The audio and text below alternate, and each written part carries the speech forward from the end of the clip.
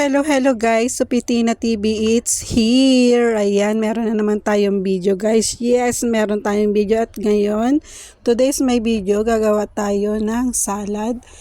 Nabili ko lang yan sa palengke dito sa Hong Kong. Natikbang ko tong vegetable na to isang beses at nagustuhan ko siya. Hindi ko lang alam kung anong pangalan ng vegetable na to. Kung alam nyo, comment nyo lang sa comment section guys. Ito na nga, tinimplahan ko lang siya ng asin at saka paminta. Tapos nilagyan ko siya ng, ayan, yung tomato. Ganyan yung gayat na gusto ko. Pero kung ano ang gusto nyong gayat, pwede naman. Itong gulay na to ay malutong siya. Tapos medyo madulas. Yun ang texture ng lasa niya. Pero napakasarap niya guys. Ayan, lagyan na rin natin siya ng lemon. Kalating lemon lang ang nilagay ko. Pero kung gusto niyo naman ng maasim na lasa, ilagay niyo yung buong lemon. Pagkatapos ko nilagyan ng lemon, nilagyan ko rin yung prutas na yan. Hindi ko rin alam, nakalimutan ko ang pangalan na prutas na yan. Pero napakasarap niya. Pwede yan ganyan lang, ilagay sa yogurt. Pwede rin lagay sa vegetable kasi nilalagay ko siya talaga sa vegetable salad guys. Napakasarap ng lasa. Try nyo rin kung hindi nyo pa natatry.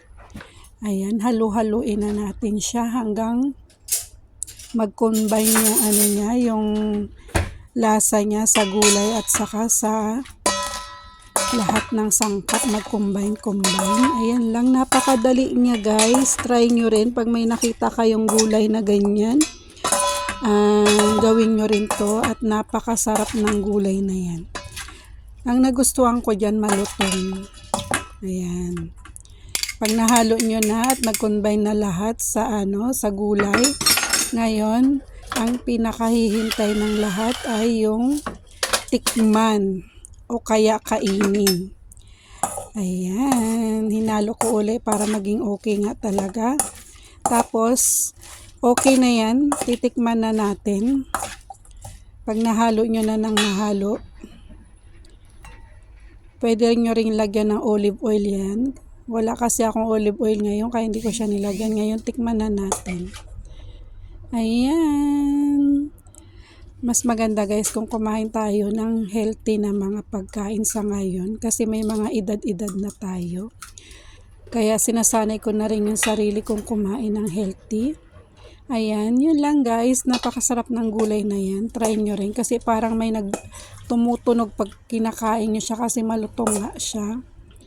Pero kung hindi kayo mahilig sa malagkit, wag na. Ayan, yun lang. Bye-bye.